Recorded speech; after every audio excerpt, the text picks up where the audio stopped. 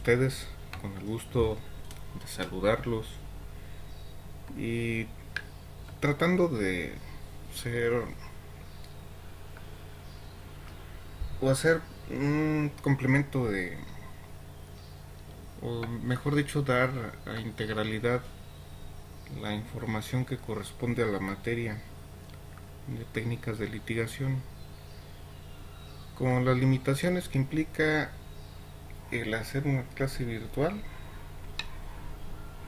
por la falta de interacción entre el docente y los alumnos, pero con toda la buena fe que se pueda disponer a través de un medio electrónico. La falta de inmediación, pues, entre otros detalles, pues no me permite verificar sus dudas, el avance real que pudiéramos tener, pero pues recordarles de que estoy a sus órdenes, incluso si terminando la materia es cuando les surge dudas, les dejo en confianza. Ya tienen mi número de teléfono, pero sí reiterarles esa confianza que deben de tener para en su momento hacerme algún planteamiento. Incluso una vez que salgan de la universidad, si quieren hacerlo y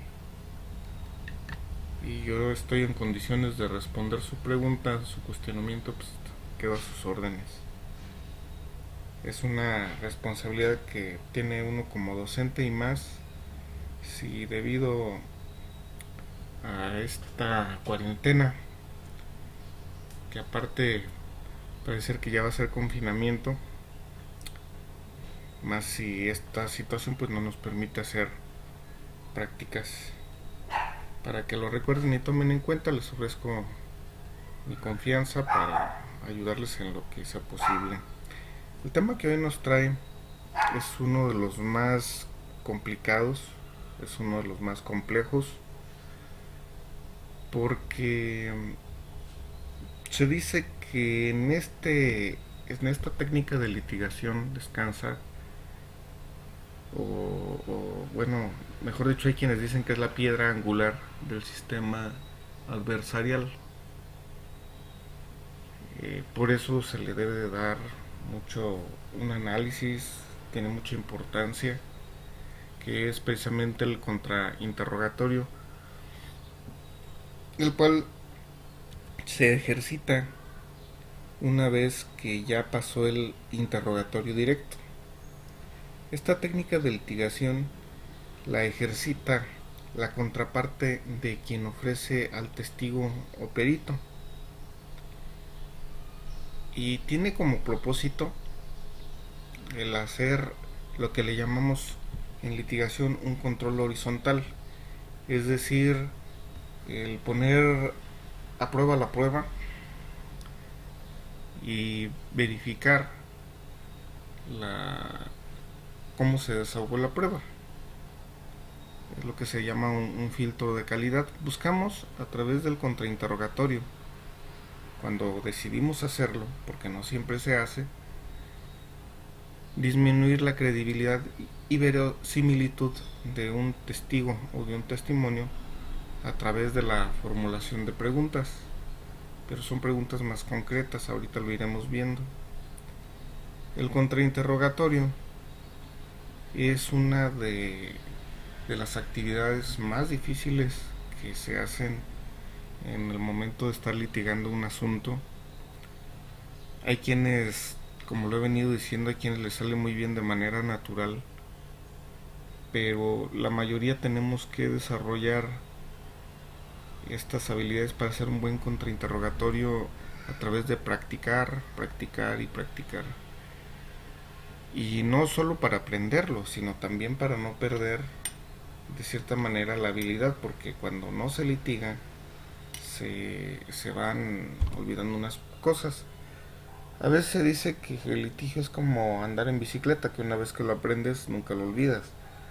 Pero también andando en bicicleta, si dejas de tomarla después de un tiempo, ya como que no tienes la misma destreza, y pasa lo mismo con el litigio.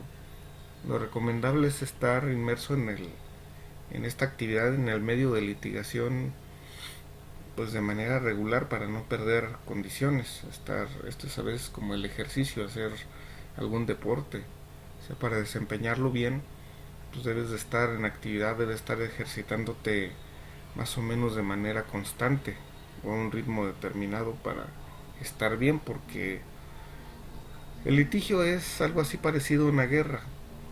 Entonces, para tener éxito, pues debes de estar cuando menos a nivel de tus contrincantes, porque si estás por debajo te van a ganar, no vas a tener éxito. Entonces, por lo mismo, pues hay que estar muy al pendiente de las prácticas, de los criterios, de las habilidades, estar en condiciones. Esta institución del contrainterrogatorio, ya lo mencionaba un poco, es un filtro. A través de su práctica y por ese probar la prueba, poner la prueba, es que el juez puede tener mayor garantía sobre que la información que le llega es de mayor calidad. ¿Y esto por qué se toma así? Porque el testigo cuando llega a juicio en el interrogatorio pues es tratado por el abogado amistoso que ofreció la prueba. Y como ahora es aceptado en este sistema que es un poco híbrido, es aceptado que el testigo se va a reunir con el oferente de la prueba precisamente para preparar su desempeño en el tribunal, aunque no le digan las respuestas, aunque no le digan exactamente las preguntas, pero ya tiene el testigo una idea aproximada de a qué va y qué es lo que va a decir, y que incluso el testigo que va a estar en el desahogo de la prueba pues es un testigo, por decirlo de alguna manera, un testigo amigo, un testigo amistoso. No es que sean realmente amigos el testigo y el abogado, pero el testigo por lo regular no es un testigo imparcial, tiene cierta predisposición a favor de la parte que lo oferta. Entonces el juez sabe eso, sabe que por lo mismo pues no es como para darle una credibilidad así nada más al 100% a ese testigo con el simple desahogo del interrogatorio. ¿Y cómo puede tener mayor grado de certeza el juez de la información que de ese testigo o de su credibilidad? Precisamente cuando se pone a prueba a ese testigo. ¿Y cómo pone a prueba a ese testigo? Bueno, el abogado de la contraparte, que es el abogado que tiene intereses contrapuestos con los de quien presentó ese testigo. Es, por llamarlo de alguna manera, un abogado hostil que va a buscar demeritar esos aspectos, así grandes rasgos, que son la credibilidad y la verosimilitud de la información. En su caso, verificar la completitud o exactitud de la información. ¿Por qué? Porque el juez sabe que ese abogado de la contraparte puede ejercer lo que llamamos un control de daños, es decir, de lo que te dañó ese testigo en el interrogatorio, de los daños que le hizo a tu teoría del caso, cómo puedes disminuirlos. El juez sabe que va a hacer eso. Y de hacer un balance entre lo que se aporta en el interrogatorio directo con lo que resulta de ese control de daños, de lo que resulte de cómo salga el testigo de ese ataque, pues se va a dar una idea más aproximada de qué información sí le sirve y cuál no, y de la certeza del testigo con respecto a su veracidad. Y esto lo usa generalmente también al momento de emitir su fallo, porque hace un análisis en lo particular y lo general de cada una de las pruebas desahogadas ante su presencia. Y sí, efectivamente llega a mencionar muchas veces de entrada lo que dice en el interrogatorio y de lo que resulta apreciable o no, depende de cómo resultemos en el contrainterrogatorio. Y bueno, no dejemos de tomar en cuenta que De por sí esta actividad de interrogar pues requiere cierta planeación.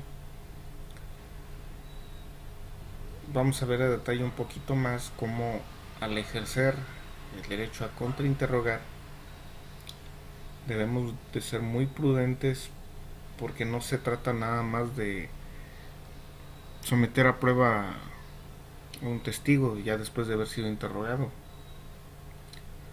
sino que el contrainterrogatorio es una cuestión que, si no la sabemos manejar, puede generar incluso perjuicios hacia la parte que representamos.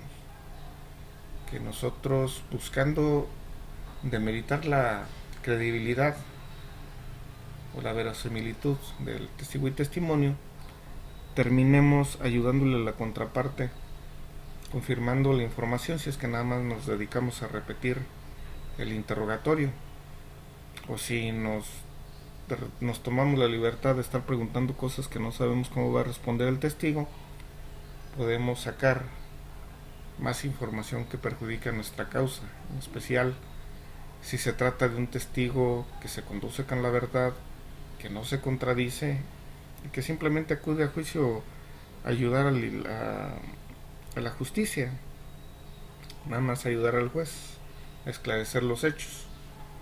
Entonces, para realizar un contrainterrogatorio, pues debe de preceder de bastante preparación y estar seguros de lo que vamos a hacer, porque a juicio no se va a improvisar.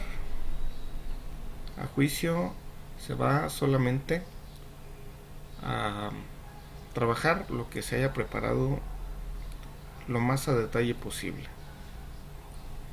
Ya lo habíamos comentado un poquito antes en el contrainterrogatorio. Vamos a poner a prueba la prueba que se desahoga, y en específico dos aspectos. De lo que es la persona del testigo, vamos a poner a prueba su credibilidad, si así lo consideramos. No son obligatorios tomar estos dos temas cuando estamos contrainterrogando, vamos a decidir, pero la idea de este comentario es darles a conocer que se pueden atacar aspectos del testigo y aspectos de lo que dice el testigo, es decir, de su testimonio.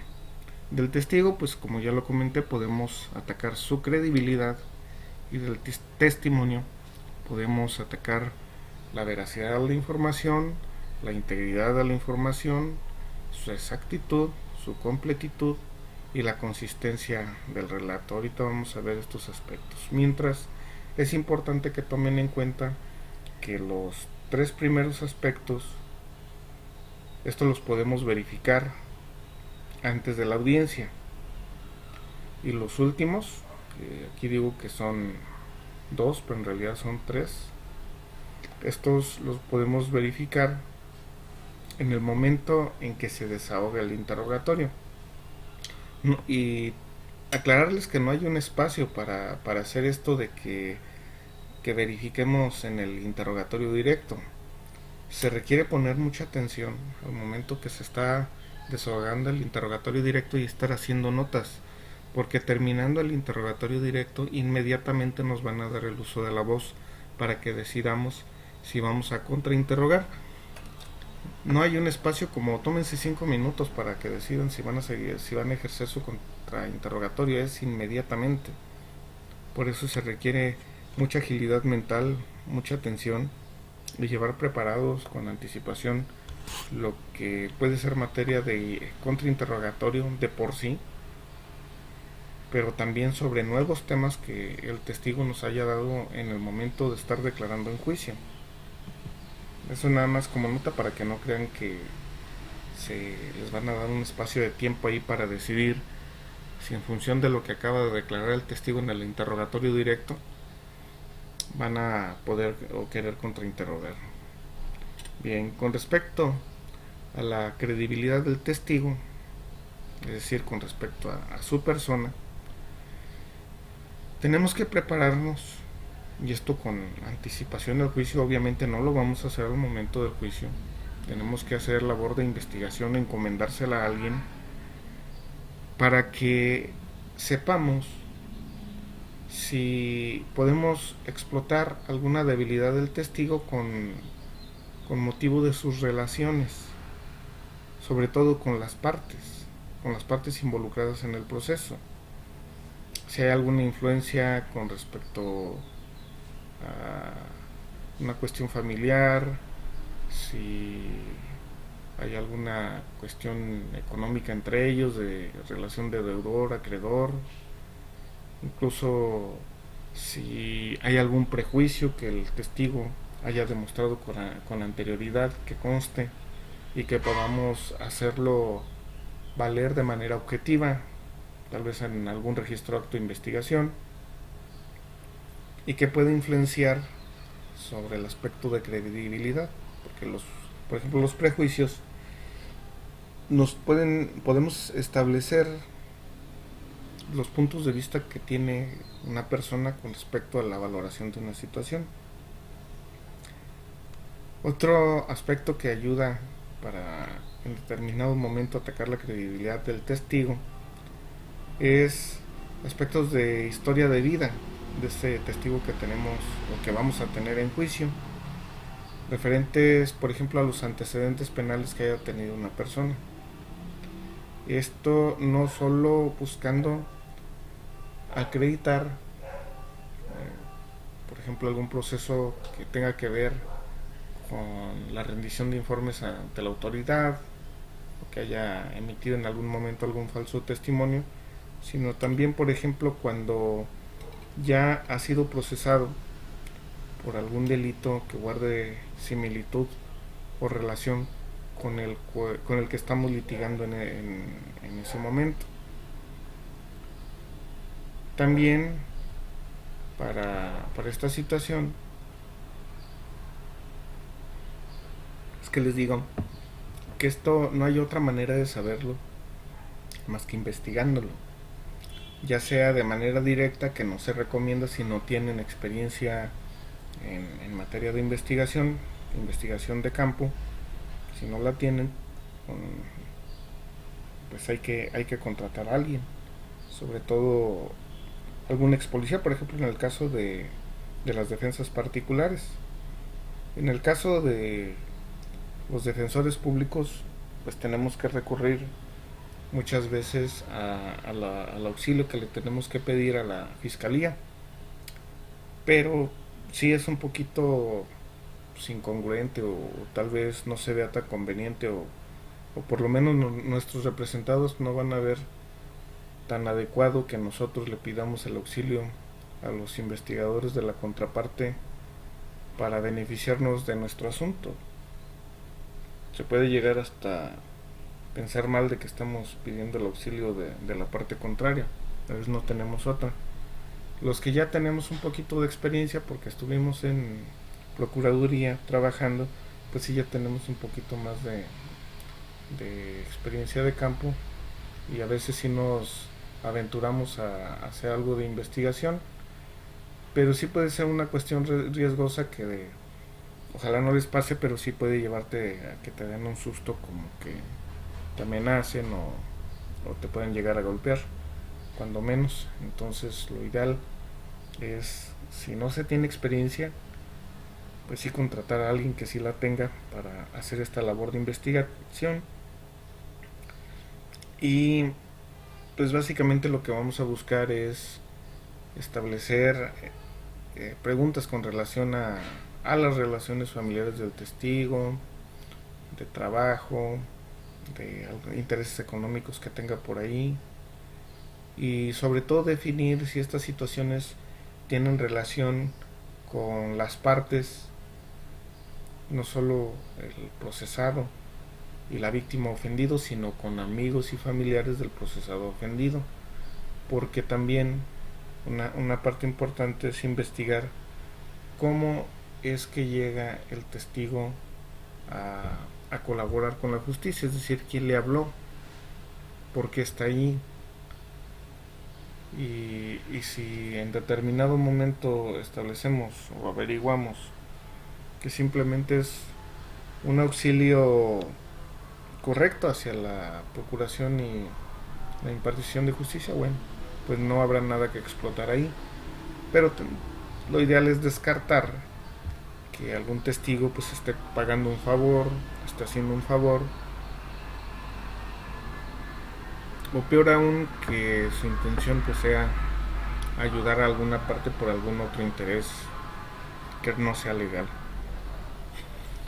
Por lo que vea la investigación de antecedentes penales como antecedentes personales, aquí sí no tiene mayor problema el solicitar esta información, por ejemplo en esta ciudad o aquí en el estado, a través de la Fiscalía General.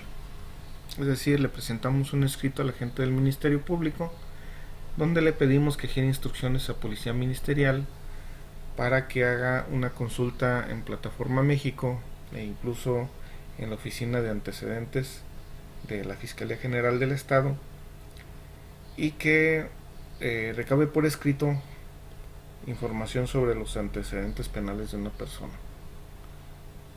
Ya la Fiscalía se encarga de hacer lo propio y en su momento nos los hace llegar. Pero para esto, en lo posible, hay que preguntarle a nuestro cliente, a sus familiares y sobre todo si conocen el procesado, si le saben de algún antecedente o algún problema en el que se haya metido antes. Esto para ir con el mayor margen de precisión y que luego no corramos el riesgo de que la Fiscalía no recabe la información que nosotros pues, tengamos datos de que sí existe y que después sospechosamente no aparezca por alguna razón. Si no aparece, bueno, debemos de verificar por qué no aparece.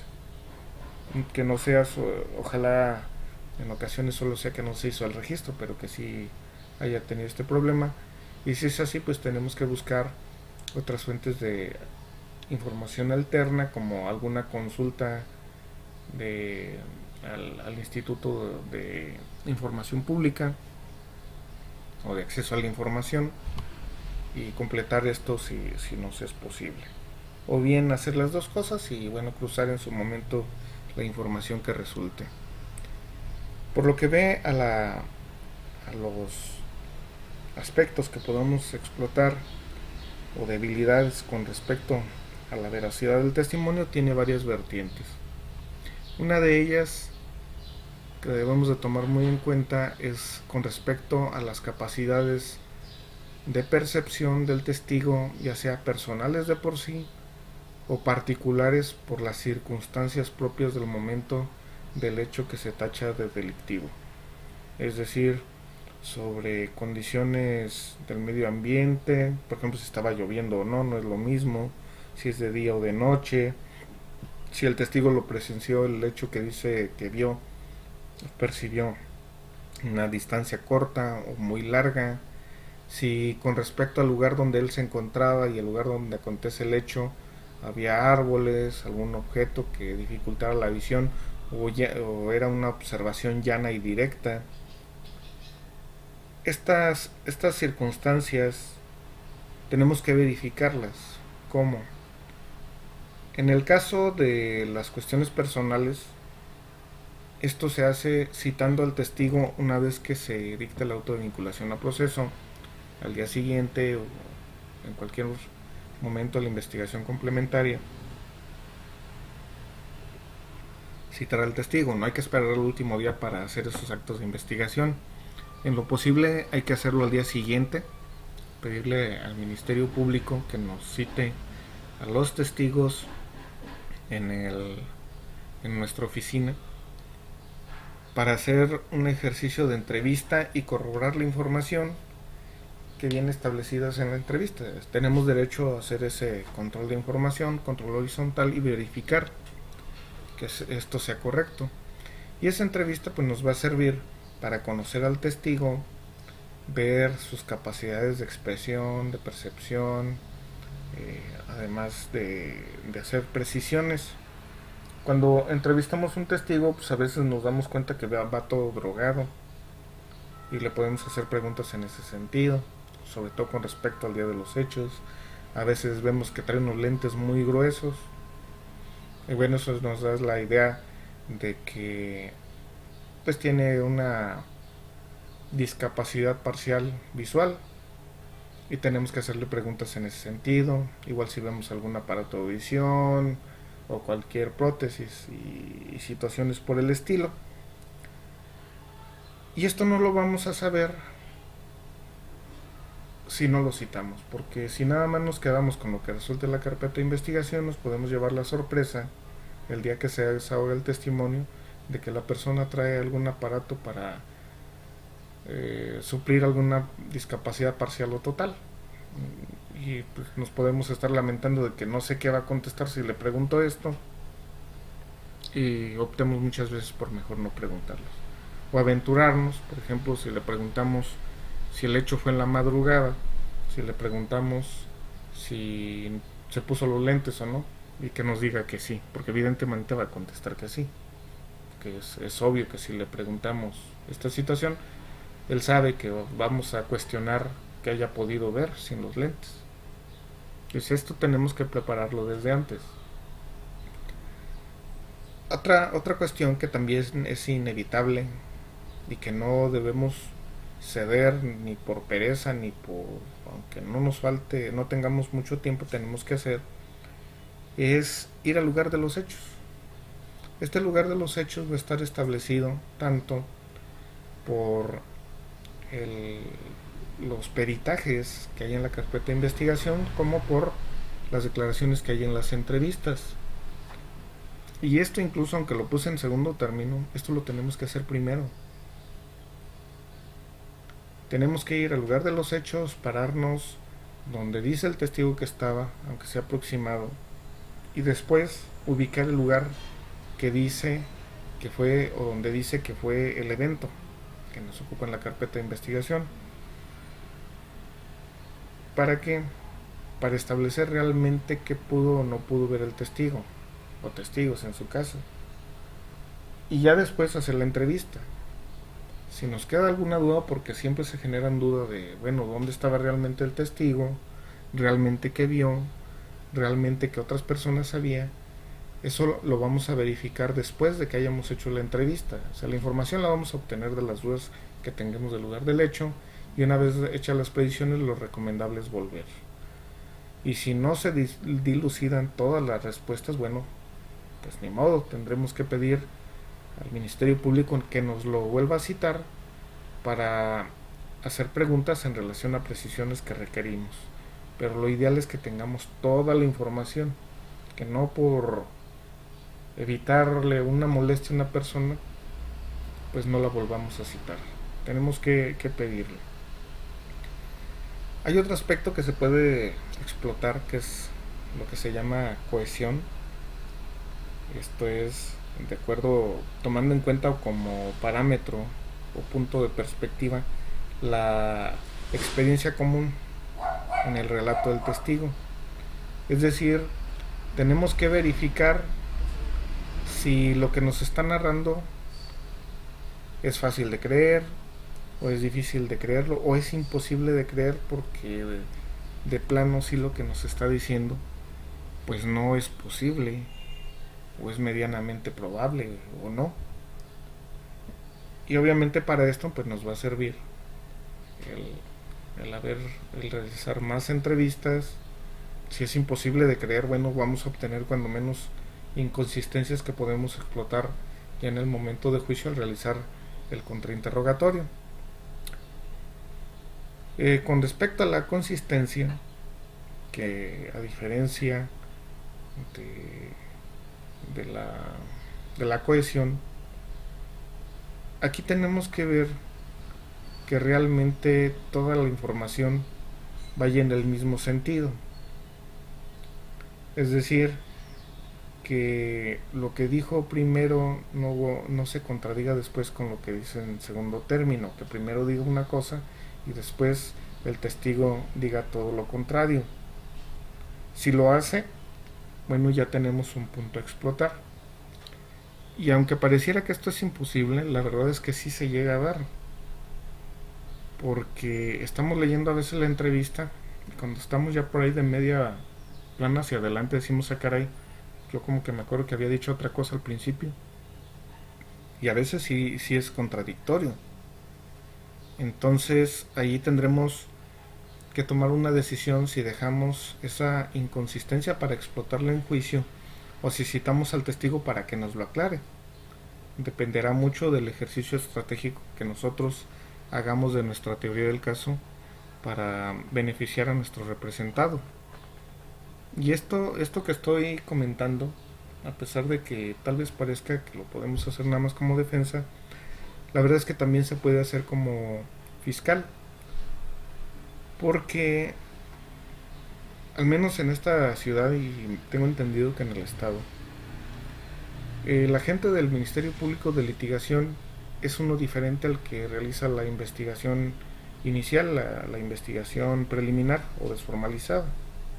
Entonces, cuando recibimos la carpeta de investigación, a veces detectamos estas inconsistencias y podemos hacer entonces este mismo ejercicio, es decir, llamar al testigo del cual hemos detectado inconsistencias para que nos lo aclare. Y ya podemos determinar si es un testigo que nos va a ser útil o no. También si dentro de lo que se menciona por un testigo o de acuerdo a la teoría del caso o estrategia que haya revelado la defensa o el imputado derivado de la audiencia inicial, alguna versión que haya dado, algún alegato donde se revele alguna información sobre la existencia de un testigo o algo, pues podemos citarlo también como fiscales para verificar esa información y anticipar información de la defensa y si nos es benéfica a la teoría de la acusación, bueno, pues asegurar esa información y que no se pierda. Es parte de la labor que tiene que ejercer la Fiscalía en la investigación complementaria. Otro aspecto que debemos de explotar, si se puede, es con respecto a la integridad de la información. Y esto tiene que ver con un análisis que hacemos cuando es un análisis comparativo, básicamente. Cuando se toma la entrevista a un testigo, como es de escritorio, el agente, mucho depende del agente investigador, de la habilidad que tenga de hacer la entrevista para obtener toda la información que sea útil en relación con el caso que se esté investigando. Pero obviamente cuando ya se llega a la etapa de juicio, a veces el testigo no dice todo lo que sabe, sino nada más lo que conviene. Entonces, si lo hace el propio testigo, digo porque del abogado se entiende que va a resaltar la información que favorece a su caso, pero si es el testigo el que omite la información, y sobre todo si es información que nos beneficia a nuestra teoría del caso, pues ya tenemos un tema de hacer notar después en el alegato de clausura que no se obró de manera leal e íntegra porque trataron de omitir información que nos beneficia. Y para esto pues tenemos que estar muy atentos al momento en que se vierte el interrogatorio, para en el contrainterrogatorio, que sería el caso, a través de preguntas que se hagan al testigo, obtener la información que falta y que toda la información que conozca este testigo en su integridad sea conocida por el juez. Y tiene relación con este tema de la completitud. ¿Por qué? Porque aquí es donde sí se implica un poquito lo que decíamos, la labor del abogado, pero de esto yo creo que lo entendemos. A diferencia del anterior, donde el testigo te puede esconder información, en el tema de completitud tiene que ver con que el abogado, cuando se presenta en juicio, pues va a preguntar nada más con respecto a la información que le interesa, y es algo normal. Y en el mismo término, en los mismos términos, cuando llega el momento de contrainterrogar, bueno, pues ahí es cuando nos toca a nosotros el obtener la información que a nosotros nos toca. O sea, el abogado frente a la prueba pues va por la información que le interesa. No va a sacar la información que a nosotros nos interesa porque sería hacer nuestro trabajo. Y creo que tampoco tiene esa obligación. Ya nosotros cumpliremos con nuestra obligación contrainterrogando y obteniendo la información que a nosotros nos interesa. Otro aspecto que también se puede explotar si es el caso es evaluar la consistencia de los hechos que narra el testigo. ¿Cómo hacemos esto? Bueno, es un ejercicio comparativo. Tenemos a la vista ya estudiada la entrevista de este testigo, el dictamen del perito o el informe del policía. Y vamos a estar vigilantes en la audiencia de juicio de lo que diga este testigo, perito, policía al momento de estar contestando las preguntas del interrogatorio directo. Y allí nos vamos a dar cuenta de si la información que está dando a preguntas de lo referente a la prueba es consistente con lo que había dicho antes. Si encontramos contradicciones, que de repente en la entrevista nos haya dicho que era una camioneta azul y ahora venga a juicio a decirnos que era roja, bueno, ya tenemos un tema para explotar y evidenciar una contradicción. ¿Por qué? Porque tiene un defecto en la consistencia. Pero vuelvo a repetir, esto será un resultado que obtengamos de un análisis previo y detallado de la información, que haya un registro de un acto de investigación, con la mucha atención que debemos de tener al momento de la audiencia, al momento que se esté interrogando al testigo, y solo así nos vamos a poder dar cuenta de las partes en las que no coinciden, y esas no coincidencias, esas contradicciones o inconsistencias nos van a servir para nosotros atacar la verosimilitud del testimonio. Y en un momento más tarde lo vamos a dar un ejemplo de cómo se puede hacer. El contrainterrogatorio tiene unos fines específicos y son los objetivos que nosotros buscamos. Y les recuerdo, esto del ejercicio del contrainterrogatorio es una cuestión de mucha precisión. Entonces debemos de tener bien definidos los objetivos o fines que podemos lograr, ya sea que tendamos a restar credibilidad al testigo, reducir en lo posible la veracidad del testimonio, si es que esto éticamente lo podemos hacer, e incluso, ¿por qué no? Si estamos atentos, podemos resaltar u obtener información que beneficie a nuestra teoría del caso. Incluso, en ocasiones, se nos puede dar la posibilidad, y debemos estar muy atentos a ello, para acreditar e incorporar prueba material que nos beneficia a nuestra teoría del caso. Es raro, pero no deja de ser una posibilidad y que incluso ha pasado. El tema de la acreditación de prueba material no viene en su temario y por el tiempo me parece que no vamos a alcanzar, pero les reitero, si tienen alguna duda, tienen mis datos y podemos ampliar esta información, incluso si lo consideran podemos practicarlo sin ningún problema. Cuando nosotros estamos contrainterrogando, buscando restar credibilidad al testigo, hay que tomar en cuenta algunas recomendaciones. La primera, que es muy importante, no se le deben pedir explicaciones al testigo. Prácticamente nunca, salvo muy contadas excepciones y si están muy seguros de su respuesta, no se debe de preguntar por qué o cómo, porque es concederle el control total al testigo para que diga lo que él quiera, para justificarse, para lograr superar una contradicción, para lo que quieran. Entonces, Como el contrainterrogatorio es una cuestión de mantener control sobre el testigo, el hacer una pregunta que para que dé una explicación es cederle de nuevo ese control y no es lo más correcto. Otra recomendación es la que se llama patear y correr, es decir, vamos directo sobre lo que nos interesa. Inmediatamente o terminamos el contrainterrogatorio o nos trasladamos a otro tema. ¿Por qué? Porque la mente del testigo va a estar trabajando sobre cómo justificarse.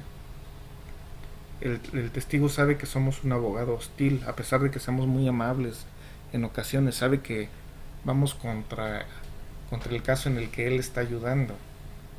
Entonces trata de remediar situaciones, no hay que darle tiempo, o sea, terminamos y vámonos a lo que sigue, o bien terminamos con el asunto allí. Es muy importante, otra de las recomendaciones es cuando estamos atacando la credibilidad del testigo, tomar nota, porque la información que logramos hacia nuestro caso debemos de tenerla bien clara para elaborar los argumentos finales. A pesar de que hay la opción de volver a ver el video, pasa de que si no anotas el minuto o el segundo de audiencia, del reloj de audiencia, de lo que dijo, te toca volver a ver toda la audiencia, y son audiencias que llevan horas, entonces sí es dedicarle nuevamente mucho tiempo. Entonces hay que hacer la nota de lo que nos interesa de resultado del contrainterrogatorio en este aspecto de la credibilidad, para aprovecharla para el alegato final. Si se puede, ver hacia el reloj que está en la pantalla, el reloj de audiencia, y anotar en qué minuto y segundo lo dijo, anotar la fecha, para después volver a ver, pero exclusivamente esa parte que nos interesa. Y sobre la forma en que se hacen las preguntas, esto en general para todo el contrainterrogatorio, lo que más se sugiere es que se hagan preguntas sugestivas, es decir, nosotros incorporar la respuesta en la pregunta únicamente para que el testigo lo confirme o lo niegue. El testigo puede decir que sí o que no, es decir, confirmando o negando nuestra afirmación. En este caso, si le preguntamos, ¿usted estuvo en el lugar de los hechos? Bueno, estamos afirmando que él estaba. Usted estuvo en el lugar de los hechos, ¿cierto? Nada más le queda responder sí o no, y le estamos dando ya la respuesta en la pregunta. Cuando buscamos reducir la veracidad del testimonio, es decir, el contenido de la información, como lo había comentado un poquito antes, pues bueno, esto ya lo habremos detectado como producto de la preparación que debemos de tener al verificar no solamente el registro previo de la información que asentó este testigo en la carpeta de investigación, sino cruzando la información con lo que dicen otros testigos, con lo que podemos observar al momento de haberlo entrevistado en nuestra oficina, si fuera necesario volverlo a llamar en el caso de que participemos con la fiscalía, y en un momento dado, si podemos anticipar que la defensa va a llamar a algún testigo, bueno, nosotros también podemos llamarlo para hacerle otra entrevista en sede ministerial y verificar los temas que sean correspondientes tanto a su persona, su percepción y lo que sabe en relación al caso que nos ocupan. Aunque no se recomienda hacer un listado expreso de preguntas, sí es conveniente anticipar y preparar algunas, las más relevantes. No se recomienda hacer un listado, como ya lo había comentado en alguna ocasión anterior, porque a veces se tiende a hacer las preguntas en orden. Y si cuando estamos en la audiencia el testigo con sus respuestas nos altera ese orden, pues nos desestabiliza y nos causa problema. Entonces no se hace como regla general, pero anticipar algunas puede ser conveniente con esta salvedad y con esta advertencia, para que no nos veamos así como que desestabilizados y dar una imagen de debilidad en el contrainterrogatorio, que esto no es lo más recomendable. También en cierto grado podemos anticipar y preparar ejercicios para evidenciar contradicción o en su caso refrescos de memoria. ¿Cómo va a pasar esto? Bueno, si cuando leímos la carpeta de investigación vemos una información de la entrevista de este testigo y después cuando nosotros lo citamos nos da algunos aspectos contrarios, cambiando en ciertos detalles su versión, bueno, sabemos que el testigo cuando vaya a juicio pues va a tener que decantarse por una versión o detalle o la nueva. Entonces el testigo va a tener que tomar esa determinación. Y si va a decantarse por la opción que nos perjudica nuestra teoría del caso, bueno, sabemos que vamos a tener que hacer un ejercicio para evidenciar contradicción.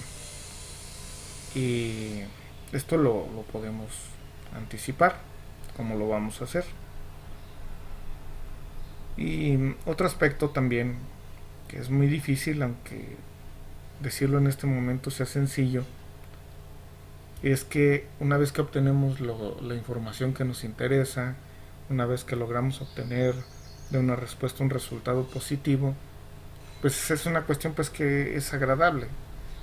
Logramos en un momento determinado obtener alguna respuesta que pone en entredicho la veracidad del testigo y la tentación es continuar para seguir obteniendo esa recompensa emocional de la información que nos interesaba. Y a veces por darle gusto o satisfacción a este impulso, hacemos una pregunta de más o echamos a perder el ejercicio. Entonces lo ideal es terminar en ese momento el interrogatorio. Uno de los autores chilenos, ahorita no recuerdo exactamente el nombre, pero me acuerdo que es Bateman y Blanco, son autores chilenos, ponían un ejemplo que ilustraba mucho esta parte. Decía que un abogado joven en un determinado momento le pregunta al testigo si él vio el momento en el que su cliente le había mordido la oreja a la víctima, y el testigo le contesta que no, él no vio el momento en el que mordió la oreja. Entonces el momento ideal para haber terminado el contrainterrogatorio era ahí, no vio, y ya era información que le benefició. Pero el abogado buscaba lucirse, buscaba seguir obteniendo un resultado positivo, y le pregunta, entonces si no viste cómo el momento en el que le muerde y le corta la oreja, ¿cómo afirmas que fue él el que lo hizo? Y el testigo contesta, pues porque vi cuando le escupió. Y allí pues como es lógico, pues echa a perder toda la labor que había hecho antes. Entonces hay que tener mucho cuidado con esto, cuesta trabajo, no es fácil el resistirse a la tentación de seguir sacando información según nosotros que pudiera beneficiarnos. Y el tercer objetivo, ya pasando al siguiente de los fines que buscamos nosotros cuando hacemos un contrainterrogatorio, es resaltar o obtener incluso información que beneficia nuestra teoría del caso. Esto lo vamos a considerar en dos vertientes. Tanto dándonos cuenta desde el análisis de la entrevista previa que haya hecho el Ministerio Público o la defensa de información que beneficie. Es decir, la leímos y vemos que hay información que nos va a beneficiar y que tal vez en el momento del desahogo testimonial en juicio no se ha preguntado por el abogado de la contraparte. Entonces debemos estar listos de nosotros preguntar por ella. Pero aquí viene una disyuntiva, que puede ser que podamos tener aspectos hemos detectado debilidades en la credibilidad del testigo, pero también ese testigo tiene información que nos beneficia y debemos de optar por una de las dos opciones. Es decir, o atacamos y damos a entender que es un testigo que no se le puede creer, que no es digno de fe, o buscamos que dé información que nos beneficie. Aquí tenemos que determinar para nosotros qué es más importante. Si buscar, como se diría coloquialmente, tumbar al testigo, que no se le crea, o pedir que se crea, que sí se le crea, pero sobre todo resaltando la información que nos interesa. Pero no se puede pedir las dos cosas, porque es contradictorio. Se va a quedar, bueno, por fin le creo o no le creo, o nomás le creo lo que a ti te sirve. Y el juez no puede hacer eso, o le cree o no le cree. Tiene que hacer primero el ejercicio para determinar si es digno de fe, y después hacer el análisis de la información. Así que, bueno, eso también ya dependerá de un análisis de la información. Perdón, de un análisis estratégico de lo que debamos de hacer para obtener la información que más nos beneficie. Y bien, el contrainterrogatorio, igual que en los demás casos, no hay, ¿cómo decirlo? No hay estructuras perfectamente definidas. La estructura puede variar muchas veces, pero bueno, en este caso vamos a proponer alguna. Ya ustedes podrán tal vez encontrar alguna o algunas otras y decantarse por lo que más les sirva. Si cuando estamos interrogando a un testigo buscamos restarle credibilidad o bien restar veracidad al testimonio, o incluso resaltar también información dada por el testigo, esto ya en el aspecto así muy práctico, ¿cómo lo hacemos? Bueno, lo primero es empezar con preguntas sugestivas. Estas preguntas sugestivas buscando o tendiendo a que nos dé respuestas afirmativas. En esta forma de empezar es para tratar de ubicar al testigo en el tema general que nos interesa. Esa es la intención directa. Una intención un poco más indirecta tiene que ver con un aspecto humano. Cuando nosotros le preguntamos a una persona, generalmente tiene a dar una respuesta afirmativa, y después de una serie de preguntas donde las respuestas siguen siendo afirmativas, por lo regular hay la tendencia a seguir contestando afirmativamente. Y ya que tenemos la ubicación del testigo en el tema general, entonces vamos a dedicarnos a hacer preguntas ampliando los detalles de la información que nos interesa. Si ubicamos el tema en el asunto en general y después hacemos preguntas ya en relación a los detalles de la información que nos interesa, de lo general a lo particular. Cuando el testigo no es consistente en su información, es decir, primero nos dijo una cosa, ahora nos dice otra, o cambia de versión, entonces tenemos que hacer un contrainterrogatorio para evidenciar contradicciones entre la entrevista previa y el interrogatorio que desahoga en juicio.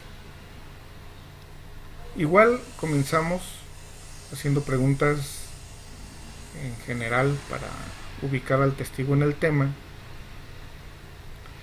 y enseguida tenemos que hacer preguntas en relación en específico al tema muy específico que nos interesa. Ya en este tema, que viene marcado en el inciso B, se sugiere mucho que utilicemos las mismas palabras del testigo. en lo posible las mismas. Esto para, de alguna manera, dejarle claro al tribunal cuál es nuestro objetivo de sobre lo que vamos, cuál es el tema en específico que estamos tratando. Enseguida le vamos a preguntar sobre la entrevista que dio antes. Es decir, ya sentamos el tema materia de la contradicción. Enseguida vamos a acreditar que su versión de hechos ya lo había dado antes y que consta en un registro. Y aquí hacemos una serie de preguntas a lo que luego se le ha llamado en el ámbito forense y de manera coloquial también como caja. Es decir, tenemos que encerrar al testigo dentro de 4 paredes para que no se nos salga. Y le vamos a preguntar sobre, y esto siempre de manera sugestiva, es decir, dándole la respuesta para que nada más confirme o niegue, que esa información, de la cual ya la sentamos en su respuesta y con sus palabras, que esa información ya la había declarado antes ante una autoridad por escrito y la fecha en la que dio esa información, que en esa entrevista dijo la verdad y no mintió, que dio toda la información, que incluso la firmó previa lectura, muy importante, que queda sentado que la leyó o se la leyeron en su caso, si fuera un testigo que no sabe leer y escribir, y que recordaba muy bien los hechos porque la entrevista le fue tomada en una fecha muy próxima al hecho delictivo, incluso tal vez al día siguiente o el mismo día, pasadas unas horas después. Si se fijan, son 4 aspectos y con ellos buscamos anticipar que después no se le rehabilita al testigo o que él mismo, cuando lo estemos contrainterrogando, nos diga que pues es que antes no había dicho la verdad, pero ahora sí lo está diciendo. Es decir, que la entrevista no vale, pero lo que dice en juicio sí. O que pues no había dicho todo. O sea, nada más había dicho parte, pero lo que está diciendo ahorita complementa lo que había dicho antes. O que pues no lo leyó, no se lo leyeron y no puso bien lo que él había dicho. O que pues antes no se acordaba bien, pero ahora sí se acuerda y entonces vale más lo que está diciendo en juicio. Por eso se le llama caja. Para si sale con una de esas, es decir, que ahora sí está diciendo la verdad, o que no había dicho todo, etcétera, pues hacerle notar que entonces se está contradiciendo, porque primero había dicho que sí había leído bien antes de firmar y que todo había quedado sentado de manera correcta, y ahora dice que siempre no. Entonces, que es un testigo que incluso está mintiendo al tribunal, porque primero dice una cosa y dice otra, y a final de cuentas podemos tener un resultado de afectación de la credibilidad de ese testigo. Entonces, una vez que ya preguntamos y que acreditamos la entrevista anterior, es decir, que dio una entrevista por escrito, que la dio ante una autoridad, que dijo la verdad, etcétera, pasamos al siguiente paso, que es mostrar la contradicción entre lo que dijo en el tribunal con la entrevista que había dicho antes. Es decir, que aquí dijo una cosa y allá había dicho otra. ¿Y esto cómo lo hacemos? Una vez que ya formulamos las preguntas anteriores, le pedimos autorización al tribunal para ponerle la vista al testigo, previo traslado a la contraparte. ¿Para qué? Para hacer un ejercicio de evidenciar contradicción. Es decir, le estamos pidiendo al juez permiso para mostrarle al testigo su entrevista. Pero antes de hacerlo, pues se tiene que hacer un control horizontal. Es decir, se la mostramos a los abogados del otro escritorio. Y si el juez no lo autoriza, que normalmente lo hace, bueno, pues ya nos deja pasarles el registro previo, ya sea entrevista, peritaje o informe policial. ¿Qué tenemos que hacer? Si es para evidenciar contradicción de manera directa, pues haber subrayado o resaltado con algún marcatexto la parte que nos interesa. la parte que se contradice con lo que el testigo dijo en ese momento en audiencia. Y ya se lo pasamos al abogado. A menos que sea, como lo digo aquí, contradicción por omisión. Que en esta, bueno, el testigo ahora nos viene a decir algo que nunca dijo antes y que es relevante. Bien, pues ya se la pasamos al abogado con esa parte. ¿Qué tiene que hacer el abogado de la contraparte? Digo, por si luego nos toca a nosotros que nuestro testigo vaya a ser materia de un ejercicio de contradicción por omisión. Bueno, se tiene que verificar que el acto de investigación que está siendo mencionado efectivamente es el que se nos está poniendo a la vista, porque es el que se le va a poner al testigo. Y aquí sí hay que ser muy cuidadoso, porque en ocasiones el abogado de la contraparte, supongo que accidentalmente, pues nos llega a poner a la vista un acto de investigación que no es el del testigo, o se le llegan a confundir las hojas o alguna situación así. Digo esto pensando que no es de mala fe. Entonces, si se nota que es otro acto de investigación diverso, pues se hace notar, ¿sabes qué? Esta no es la entrevista del testigo. Ya se tiene que hacer la corrección. Ya que verificamos, o se verifica por el abogado de la contraparte, que es el acto de investigación o entrevista del que se viene hablando, el juez le va a pedir a los abogados de la contraparte que se pronuncien con respecto a la solicitud del ejercicio. Si el abogado de la contraparte no se opone, u oponiéndose, el juez previo debate autoriza que sí se haga el ejercicio, pasamos a este punto que está aquí marcado con el número 4. Es decir, nos levantamos y ponemos a la vista del testigo su entrevista o acto de investigación, según sea el caso. Y se le pregunta entonces sugestivamente que esa es su entrevista y que la reconoce porque tiene su firma.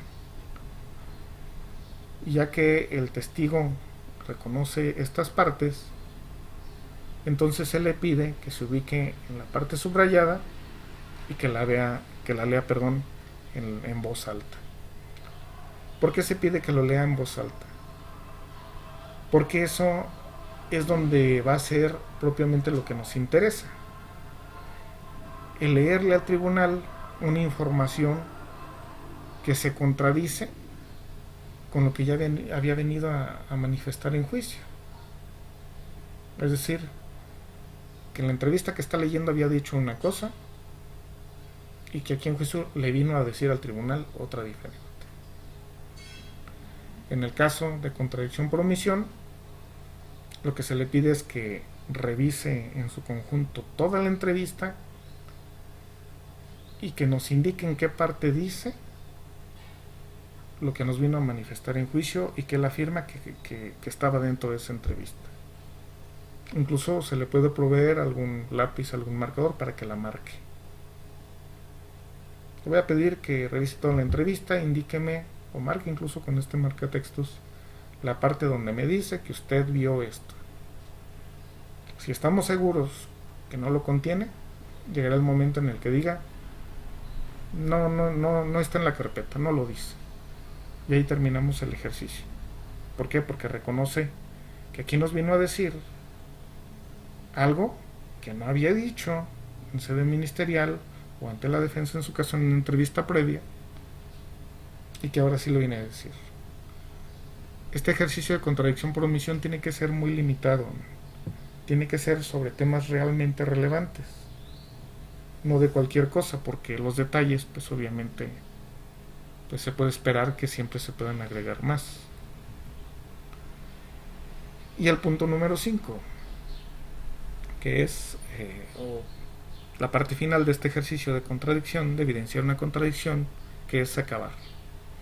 Y esto implica no hacer más preguntas si no tenemos otro tema que explotar con respecto a lo que estamos evidenciando que hay una contradicción.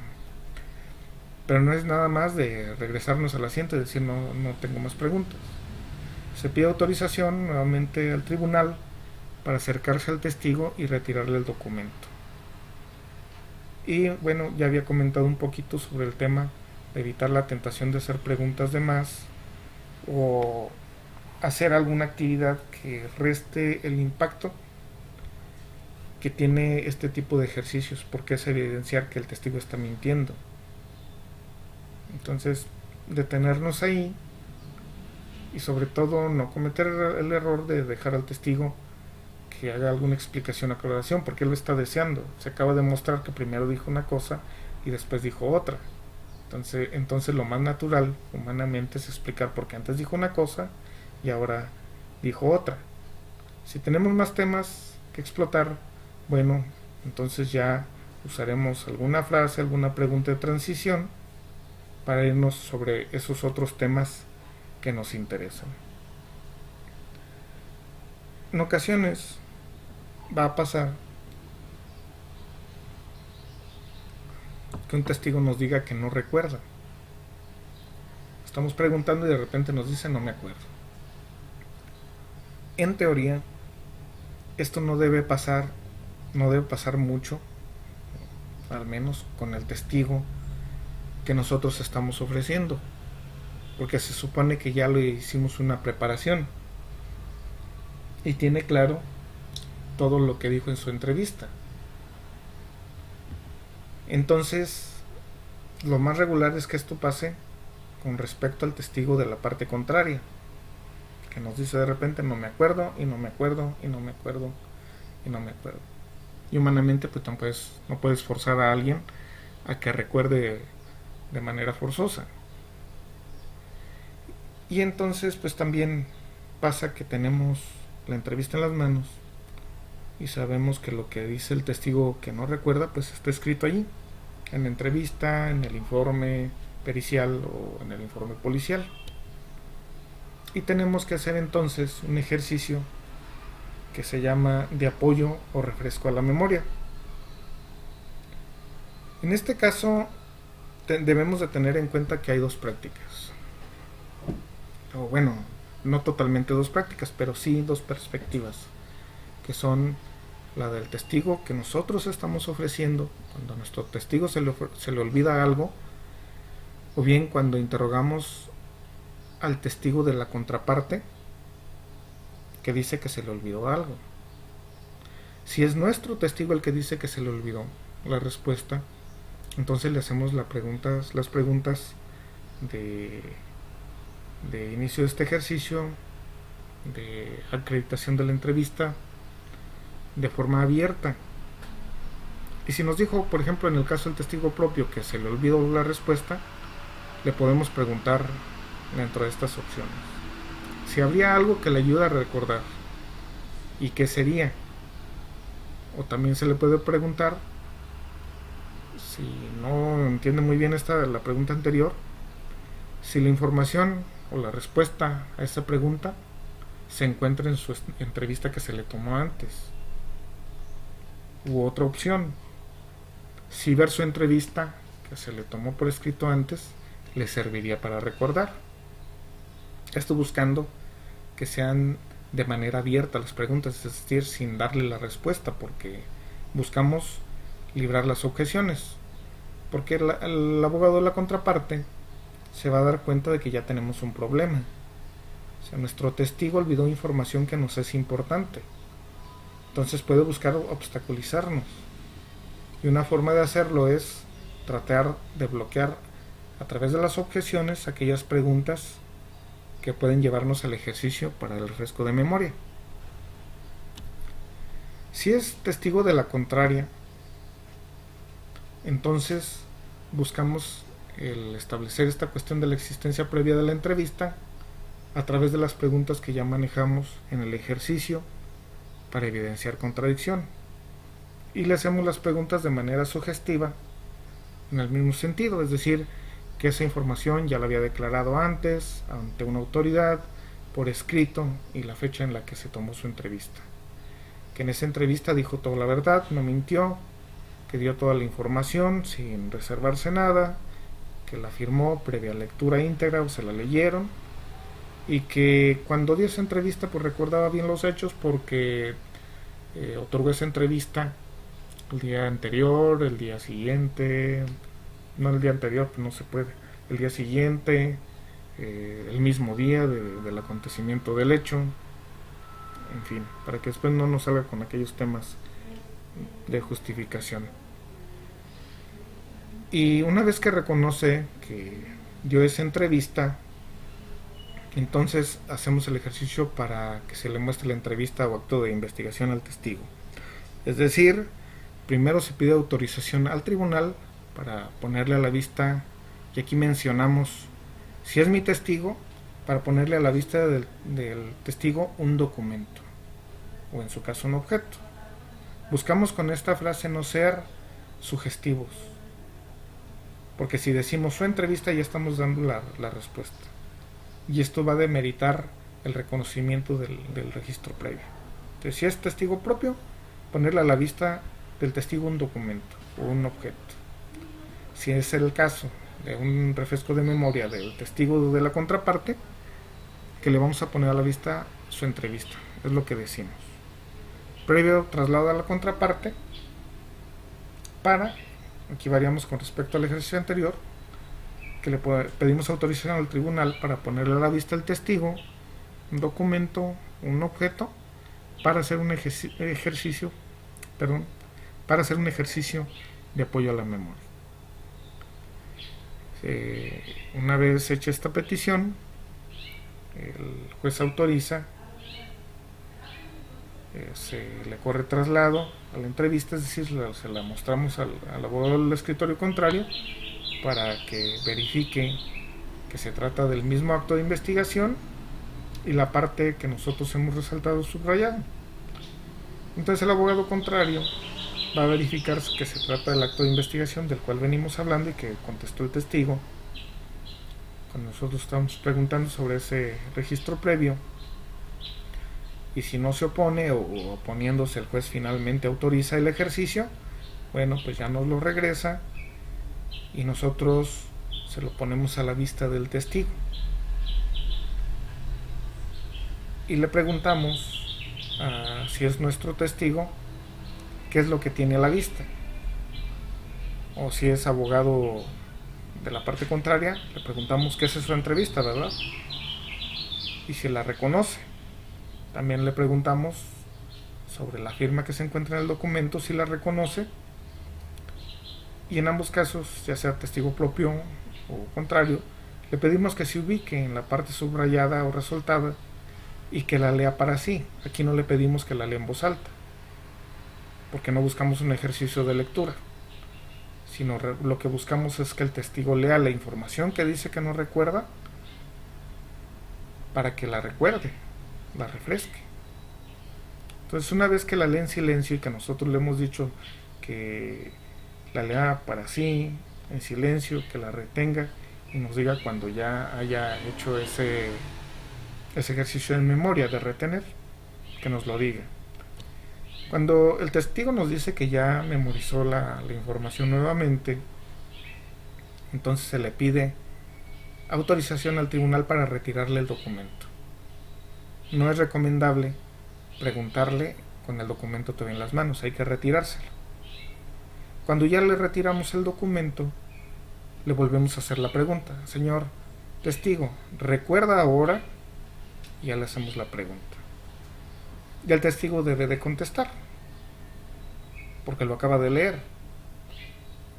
Si es testigo de la contraria o nuestro testigo se volvió hostil, bueno, tendremos que hacer otras prácticas un poquito ya más específicas, pero regularmente con esto se salva esta parte del que el testigo no recuerda. Y para efectos de la materia se cumpliría con el objetivo. Es raro el testigo que sigue todavía rebelde a dar una información. Por lo regular, como se les hace una protesta de ley antes de empezar el interrogatorio, ya tienen el apercibimiento que en el caso de no dar información, bueno, que ellos sepan, les puede generar una responsabilidad y casi nadie se mete en un problema. Y lo mismo que en la recomendación del ejercicio anterior, se puede terminar ahí el ejercicio si no buscábamos más, o bien pues buscamos y a través de preguntas o alguna frase de transición ubicar al testigo en otro tema y seguir trabajando lo que tengamos preparado. ¿Cómo se hace todo esto? Bueno, ya habíamos comentado desde el inicio que el desarrollo de un contrainterrogatorio obedece a una planeación y algunos detalles incluso ya los he venido mencionando. La decisión de contrainterrogar obedece a una amplia preparación derivado de un plan estratégico bien establecido. No es ni puede ser jamás un contrainterrogatorio bien realizado producto de la improvisación. Tal vez algunos aspectos obedezcan al momento de estarlo haciendo, obedezcan a la creatividad que podemos tener, pero con bases firmes establecidas antes de llegar a la audiencia. Por lo regular ya tenemos una idea muy aproximada de qué es lo que tendremos que contrainterrogar. Y bueno, pues el método más básico comprende planear lo que ya habíamos comentado, el contrainterrogatorio a partir de los hechos que están planteados o plasmados en una entrevista previa de la investigación. ¿Confrontado con qué? Con lo que evaluemos en el momento mismo de la audiencia cuando escuchemos la versión que da ante el tribunal. Entonces hacemos una labor comparativa de las dos versiones y vemos si hay puntos en los que no coinciden, si hay contradicciones, y tenemos que definir ahí mismo si nos conviene contrainterrogar, porque esto ya varía las cosas que tenemos en mente, si no es necesario porque la contradicción no es importante o si no nos causó daño, o bien si incluso lo que viene manejando en juicio en su segunda versión pues nos puede beneficiar. Ya en términos más elaborados, bueno, para decidir interrogar o no, tenemos que hacer una labor más específica. La primera de ellas es elaborar esto de manera teórica, desde luego, hipotética, una teoría del caso, pero desde el punto de vista de nuestra contraparte. Es decir, si somos fiscalía, sentarnos y ver el asunto desde el lado contrario. ¿Cómo lo defendería?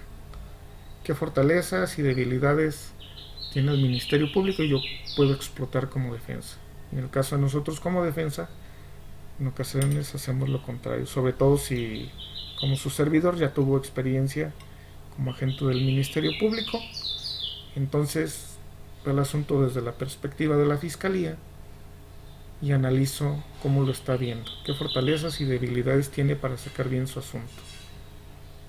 A partir de ello, vemos sus necesidades probatorias en este caso, que es a lo que me refiero, y por esas necesidades probatorias puedo darme cuenta cómo es que puede manejar a sus testigos por la información que estos contienen. Esto es en el aspecto general, cómo va a manejar sus testigos. Después tenemos que hacer un examen particular, es decir, tomar a cada testigo.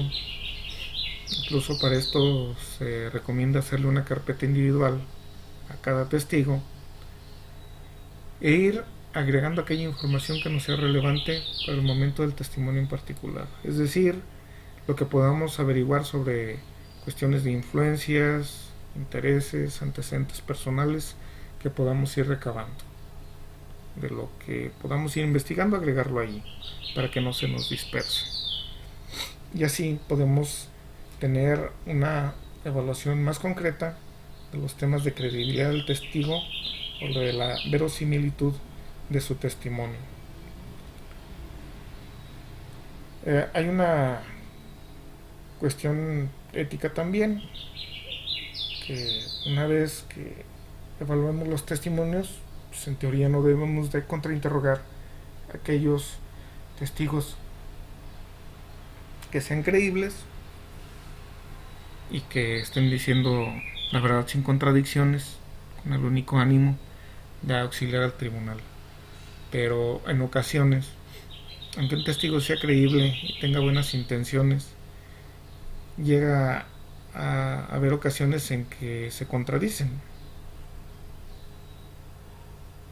Y esto, bueno, pues si encontramos alguna otra razón para que nos deba llevar a la conclusión de que se debe dudar de ese testigo, pues también tenemos que buscar explotar esa debilidad, o incluso si siendo un testigo, como ya lo habíamos comentado, que es un testigo veraz, pues es normal que el abogado de la contraparte no extraiga información que nos beneficie y por lo tanto pues es una labor que nos va a corresponder. Pero sí que tenemos que definir exactamente qué partes de esa información que tiene el testigo son las que nos benefician para que no se nos olvide extraerlas al momento del contrainterrogatorio.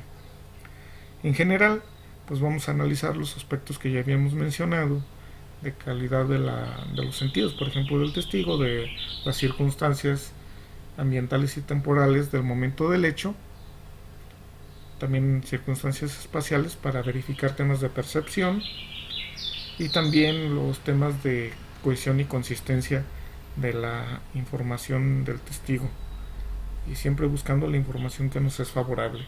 Nunca hay que dar por sentado de que un testigo pues nada más le va a servir a la parte contraria. Es importante siempre tomar en cuenta que algo de lo que diga el testigo de la contraparte nos puede beneficiar.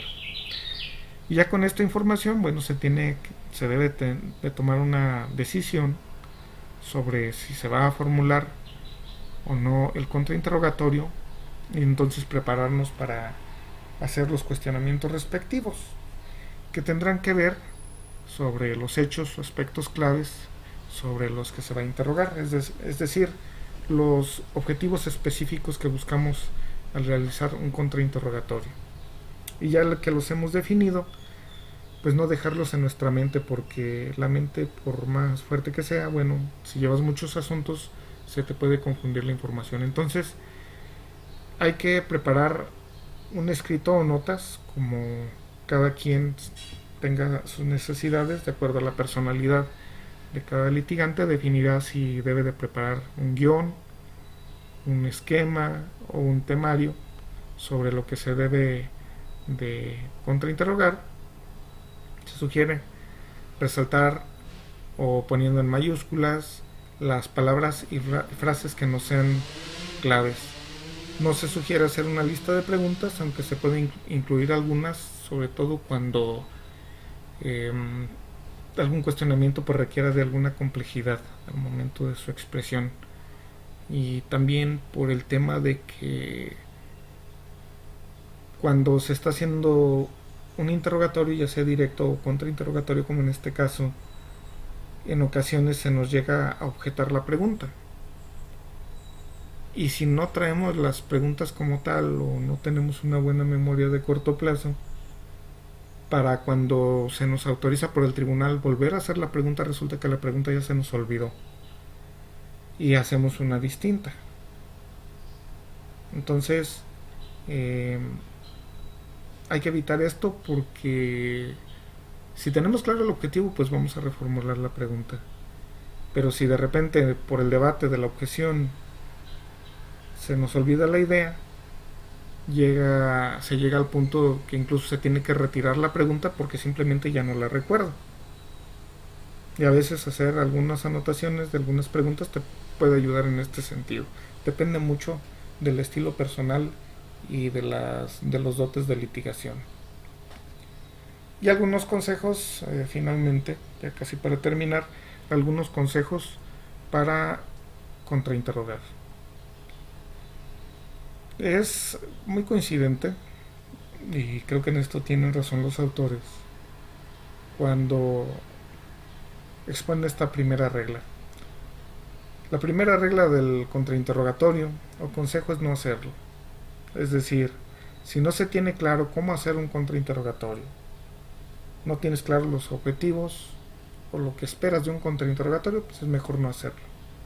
Porque hacer algo de lo cual no estás seguro al atacar a un testigo de la contraparte puede resultar totalmente contraproducente, ya sea nada más confirmando información que nos perjudica nuestro caso, o bien peor, extrayendo la información que la contraparte no se había percatado y completándole así la plana a la contraparte, ayudándole. Entonces, si no se tiene claro un objetivo, pues es mejor no hacerlo.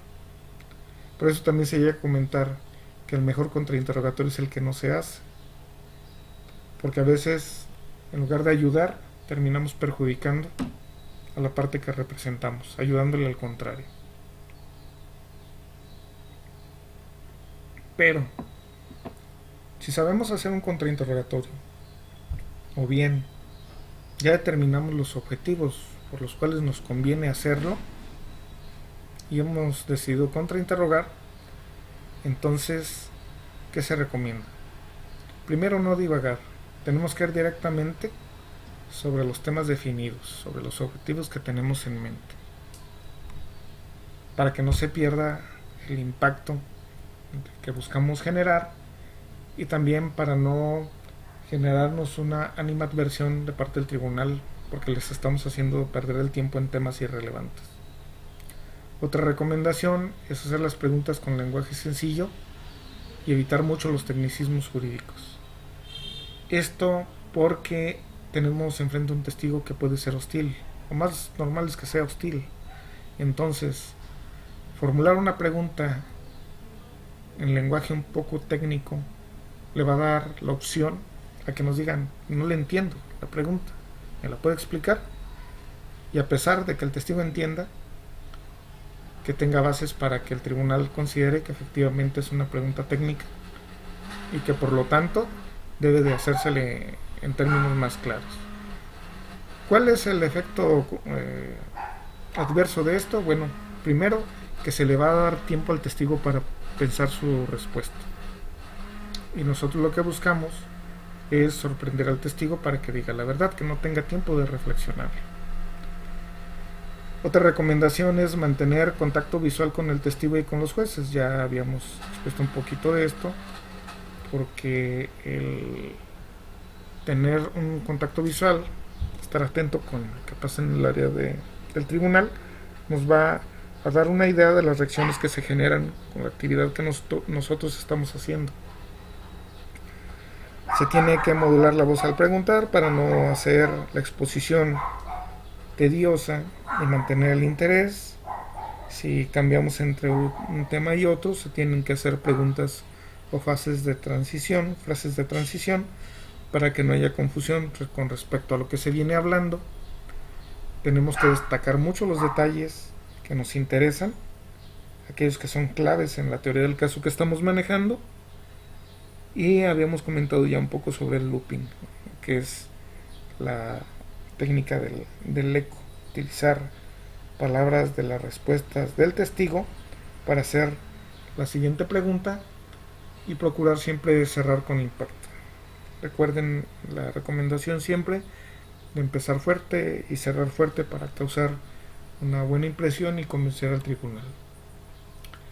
Otra recomendación también muy importante es que en este caso, a diferencia del interrogatorio directo, se recomienda interrogar por temas, no por orden cronológico, porque si preguntamos en orden cronológico, es decir, como se fueron sucediendo los hechos, el testigo puede anticiparse a lo que se le va a preguntar después del tema que se está tratando y así puede reflexionar sus respuestas. Incluso se ha llegado a sugerir que puede alterarse el orden del interrogatorio para que impidamos que el testigo adivine el objetivo que nosotros estamos buscando, es decir, que aquella, tal vez en ocasiones, aquella mentira que nosotros buscamos evidenciar y que el testigo vaya generando alguna justificación. Como siempre, solo se debe de preguntar con respecto de aquello que se conoce, no hacer lo que luego se llama ir a pescar. En juicio no se va a pescar, se va sobre lo que ya se tiene preparado y se conoce. Se le llama pescar porque cuando salimos a pescar, pues no sabemos ni si vamos a conseguir algún pescado, ni el tamaño de este, ni su tipo.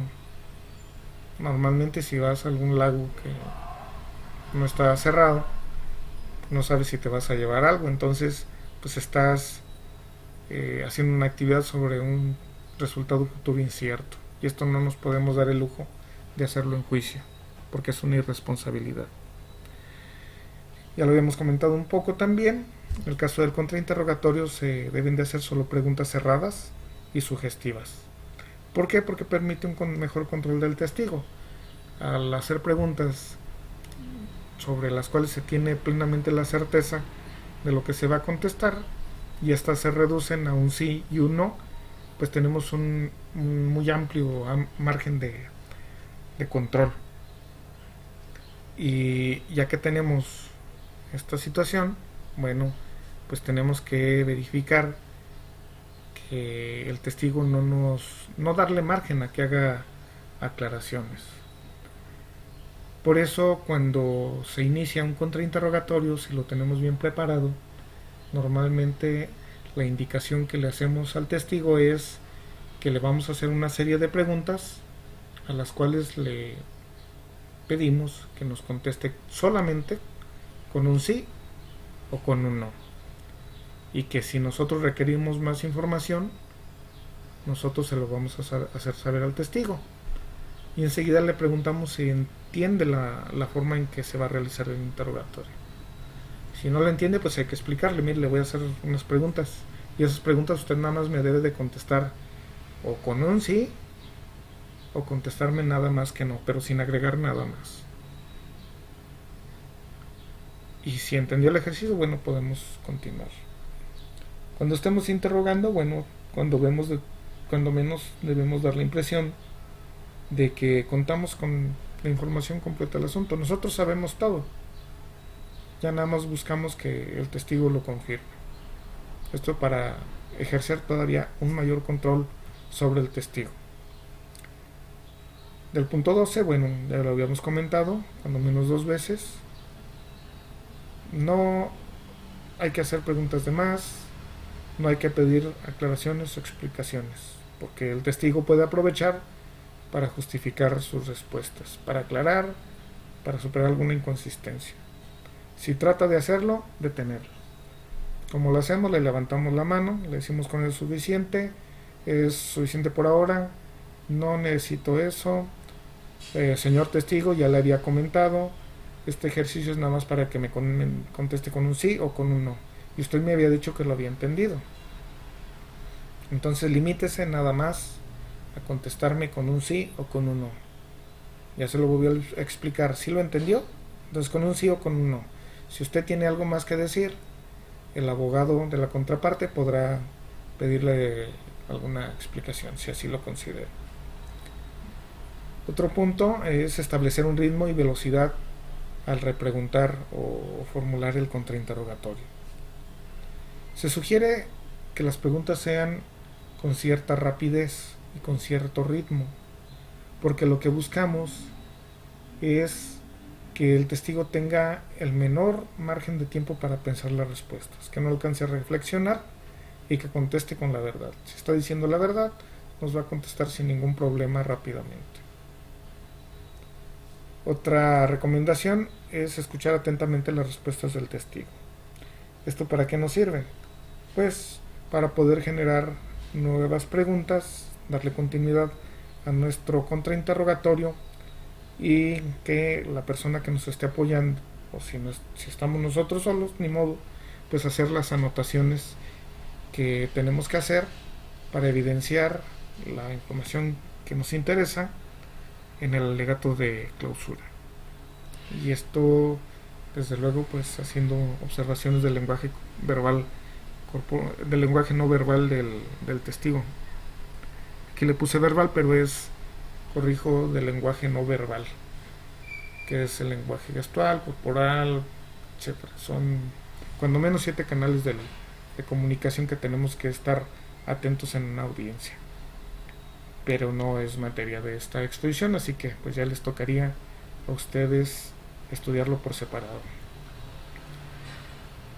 Va a pasar, se van a encontrar con testigos que no responden la pregunta. Esto porque o se quedan callados o porque nos contestan otra cosa.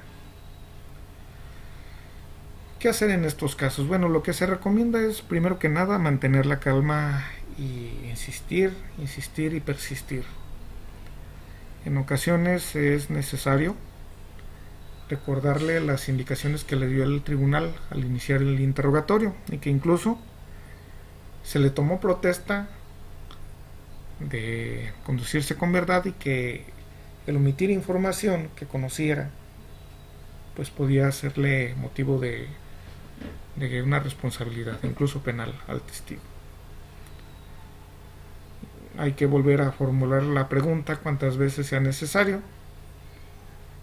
Y si divaga el testigo hablando de otro tema, saliéndose por la tangente, como luego lo llamamos, podemos guardar silencio, cruzarnos de brazos, dándole a entender que estamos esperando a que se calle.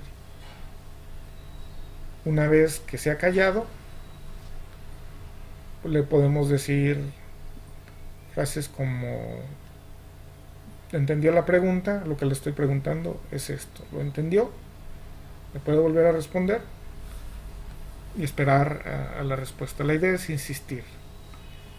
También se recomienda, mientras esto pasa, hacer contacto visual con los jueces para hacer notar que el testigo no está colaborando, que se está haciendo loco. Y ya en el último de los casos, esto como última opción, se debe de pedir la intervención al juez para que perciba el testigo y lo apremie para que nos responda a lo que le estamos preguntando. Recordemos que el juez en un interrogatorio y contrainterrogatorio está limitado a su participación. Solo puede intervenir realmente en cuestiones de orden, y el hecho de que el testigo no conteste a pesar de las múltiples intervenciones, maneras que nosotros le estamos haciendo al testigo, el testigo sigue rebelde. Entonces la única persona que lo puede percibir y coaccionar de manera legal pues es el tribunal. Se recomienda, muy importante, que no nos peleemos con el testigo, porque si dejamos que nos afecte, y a veces testigos experimentados buscan esto, pues perdemos el control. Lo tomamos personal, empezamos a pelear con el testigo y perdemos el control del interrogatorio, y el que gana es el testigo. Entonces nosotros debemos conservar la calma. Esta cuestión de su mala conducta pues ya lo haremos notar ante el tribunal, porque una persona normal, leal, que se conduce de manera correcta, nunca busca pelearse, va a auxiliar a la justicia y no tiene por qué portarse mal. Hay una frase que resume esta situación, esta recomendación, que es: hay que ser duro con el tema, pero muy suave con el testigo. Porque también se llega a decir que quien te va a llevar a ganar el asunto va a ser el abogado, quien te va a llevar a ganar el asunto puede ser el testigo de la parte contraria. Por eso debes de agradecerle, por eso debes de tratarlo bien, pero llevando bien tu contrainterrogatorio. Abundando en este tema de que el testigo nos hable de más o empiece a divagar, se puede ser educado indicándole que pues, es muy interesante lo que nos está platicando, pero nos podría contestar lo que en realidad le estoy preguntando, y el aspecto de hacerle alguna seña, con la mano extendida, en señal de que se detenga o de que espere un momento, porque nos puede hablar de eso en un momento posterior. Por ahorita le estoy preguntando esto.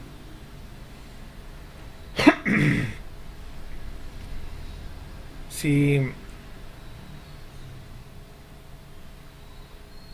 el testigo en ocasiones se comporta de manera ambigua, bueno, también le podemos preguntar si eso que está manifestando lo puede entender como un sí a su respuesta, o sea, si simplemente un movimiento de cabeza en cualquier sentido. Si le podemos que nos responda si eso lo podemos tomar con un sí, como un sí. Esto para que el testigo ya de plano reconozca o confirme lo que nos interesa. No olvidar que debemos de observar las reglas de interrogación en general. Es decir, al estar contrainterrogando, pues nos vamos a cuidar de no hacer preguntas compuestas, preguntas capciosas, no debemos hacer preguntas ofensivas, etcétera. La única diferencia con el interrogatorio directo es que en el contrainterrogatorio sí podemos hacer preguntas sugestivas y por eso debemos hacer preguntas con un hecho para cada pregunta y sobre todo al hacerlas sugestivas y explicación al testigo que nos conteste con un sí o con un no. Si no contesta fuerte, bueno, reiterarle y pedirle por favor que conteste fuertemente para que quede registro en el audio y video de la audiencia. Hay otra técnica para confirmar información o para resaltarla, que es pedirle que repita la respuesta, o a veces, si se me permite la expresión, no es lo ideal, es un tanto incorrecto el decir, perdón, no le escuché lo que dijo, me lo puede volver a repetir, no lo escuché bien. Pues lo que buscamos es que en realidad el testigo confirme lo que nos estaba diciendo. Y ya lo había comentado, si simplemente mueve la cabeza, pues preguntarle si por ese movimiento debo de entender su respuesta como un sí, pero ya que lo diga con voz, que no lo vuelva a decir con el movimiento de cabeza. Y finalmente, porque es muy importante, ¿cuándo no debe de contrainterrogarse? Éticamente estamos obligados a no contrainterrogar un testigo, y esta creo que es la tercera vez cuando menos que lo digo, cuando un testigo es creíble, es veraz y que no sea contradicho, que no solo le interesa colaborar con la justicia. De primera mano no debemos contrainterrogarlo porque está diciendo la verdad y está haciendo todo de manera correcta. Entonces, éticamente no tenemos por qué atacarlo, porque es un buen testigo. Pero además no se contrainterroga a este tipo de testigos porque por lo regular la información que van a seguir dando cuando nosotros querramos contrainterrogarlo siempre va a ser en el sentido de beneficiar a la parte que lo presentó, y no porque quiera, sino porque lo que está diciendo es cierto, es la verdad. Entonces, lo único que por lo regular vamos a conseguir es completarle la información a la contraparte. Tampoco debemos contrainterrogar cuando simplemente queremos contrainterrogar porque sería que pues preguntamos, que como contraparte pues interrogamos e hicimos unas preguntas, pero en realidad lo único que vamos a obtener es información irrelevante, información sin importancia. Tampoco debemos contrainterrogar cuando pues, no vamos a lograr nada, es decir, no tenemos claro un objetivo y no conseguimos demeritar ni la credibilidad del testigo ni reducir la veracidad del testimonio o la impresión de veracidad del testimonio. Tampoco debemos contrainterrogar cuando no vamos a obtener información que beneficie nuestro caso. Y es que si nosotros no hacemos contrainterrogatorio, implícitamente mandamos el mensaje al tribunal de que no lo necesitamos, no necesitamos hacer contrainterrogatorio porque no nos dañó en nuestra teoría del caso, y si no nos dañó, pues no necesitamos hacer ningún control de daños. Y también en el aspecto de no repetir o recomendación de no repetir el interrogatorio directo, porque ahí nada más dejamos claro de que no simplemente buscamos que se vea que no nos quedamos callados. Es que no se diga este abogado nomás está preguntando porque pues que digan que vino y aquí estuvo y preguntó, pero no vamos a nada. Y lo único que sí logramos pues, es confirmar la información que nos perjudica, la información que ya sacó nuestra contraparte. Y si algo se le había pasado al juez al estar nosotros preguntando, pues se lo vamos a hacer notar y va a ser su anotación sobre lo que nos perjudica. También lo habíamos comentado, nunca preguntar al testigo contrario por qué o cómo, o que aclare cómo puede recordar algo, porque estas respuestas pues nos van a perjudicar siempre. Van en el sentido de no preguntarle jamás ni explicaciones ni que justifique alguna situación. Eso no es nuestro trabajo, siempre va a resultar con información que nos perjudica y que beneficia a la parte contraria. Y una cuestión también, ya en esta última parte, es nunca asumir que el testigo perito de la contraria van a decir la verdad. A pesar de que hay un apercibimiento de ley, que el tribunal les hace saber y que todos sabemos que no debemos ir a un tribunal a decir mentiras, de todos modos debemos de estar preparados. Si hacemos una pregunta